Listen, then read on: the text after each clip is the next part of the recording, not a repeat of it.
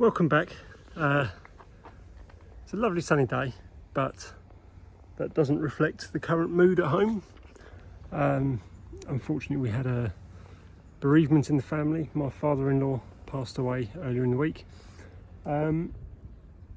which leads me on to today's little video. I've been thinking anyway about buying another electric engine for the kids to play with, and ultimately when the track's finished I'd be able to have a couple of engines going that, or electrics going, that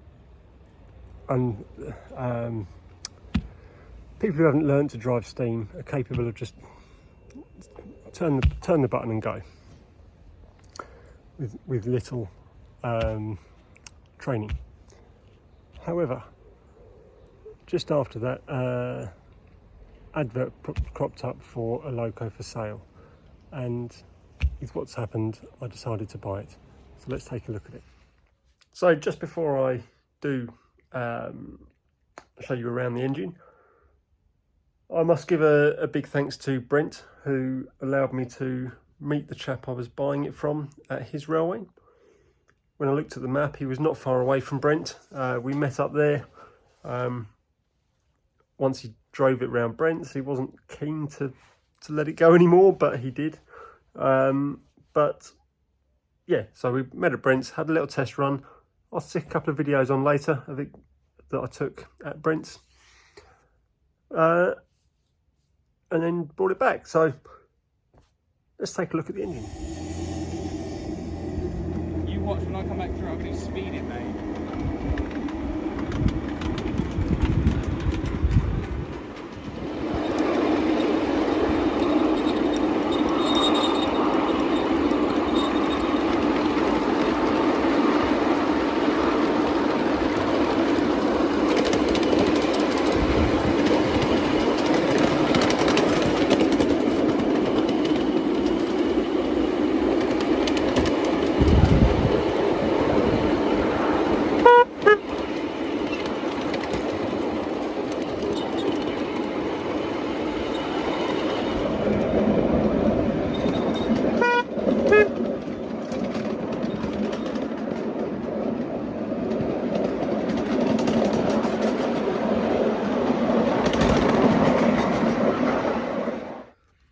So it's nicely detailed. Detailing kit, conduit, lights, all those lights work. Nicely weathered throughout. I'm going to be putting a nameplate on here for my father-in-law. So, look at the control box for it as well.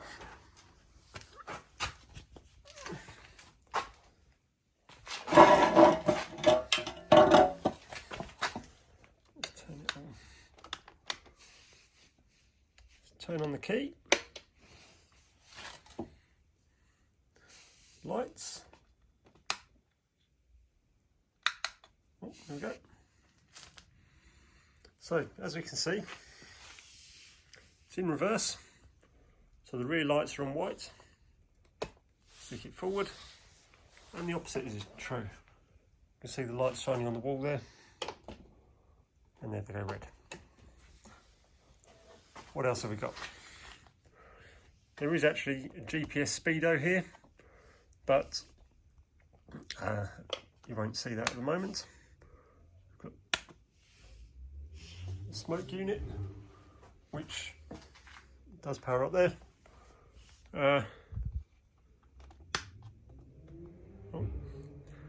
And if we start the engine,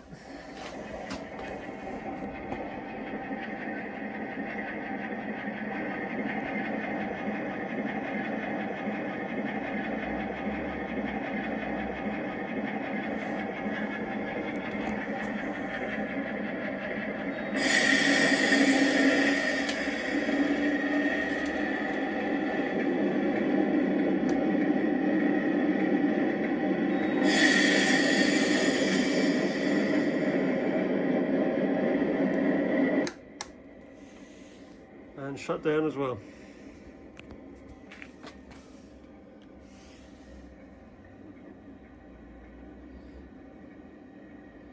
It did come with a second sound chip.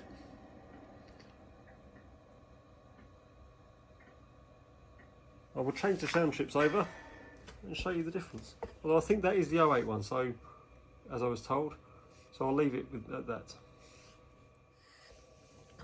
See, it's got the speed now. Also got current battery voltage, current, energy, and the current power usage.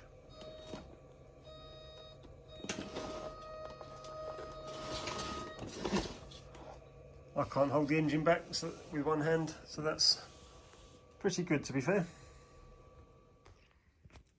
And just taking a brief look inside, you can see the sound and smoke generators at the front, 2 batteries. It's a 24-volt system. I'm just charging 1 battery at a time with my new 12-volt charger. The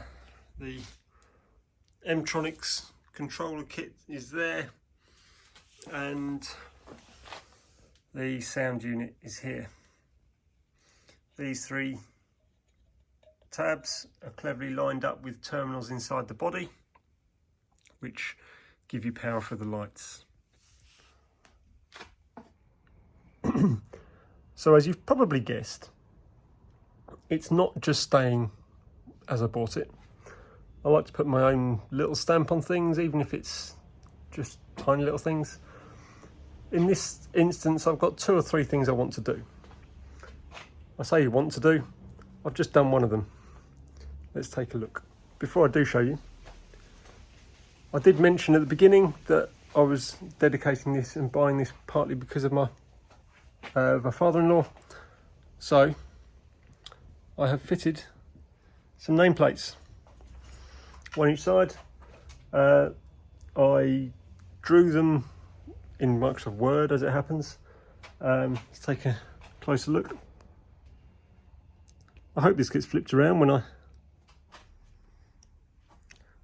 So they were drawn in Microsoft Word and then imported into the 3D printing software, which I have. And from there, they've just been printed. The 2 colours, I used a metallic-y blue in the background and a bronzy colour around the outside. And that, to me, looks good. Next up, at the moment, I have to take the lid off every time I want to charge the batteries. And I've only got a 12-volt charger, so they're being done 1 battery at a time. I may well get hold of a 24-volt charger so that it can be charged in one go. Now this control box, I love what they've done. I love the controls and everything it's got. I just not so keen on it taking up trolley space. So the next thing, I'm going to find one of my wagons and make sure it fits. Fairly typically, I buried the majority of the wagons thinking I'm not going to need them for a while, but I can't decide which one to use, whether to use southern one or... I'll have a little hunt and decide. So I've dragged out a little selection.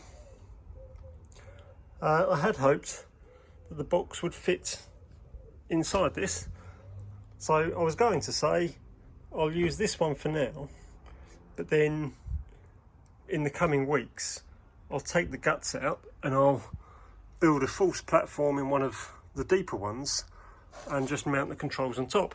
I mean, as you can see, the top panel can come out and I could mount all of this inside the wagon and put that in the top. However, as you can see, it's just too wide. But for now, I'm going to use this conflat. I might put a bit of wood down, I'm not sure yet, but I will sit it on the bearers like that, and then where there's that hole going through, I'll just put a strap through there and just tie it down for the time being. So for now, it can sit on there. So frustratingly, this stand isn't quite long enough. It's got a slope up there which is beneficial for loading the car, but in this instance this is just too long for the wheels to fit on, but you get an idea of what it looks like. That's finished. It's strapped down temporarily. Ultimately that will be rebuilt into one of the wagons. The only other thing I'd like to do, I can't remember if I already mentioned this, fit a 12 volt charger. Sorry, 24 volt charger, so I can charge both batteries at the same time. All that's left to be seen is a shot of it all together on the track. So, off to future me, and we'll take a look.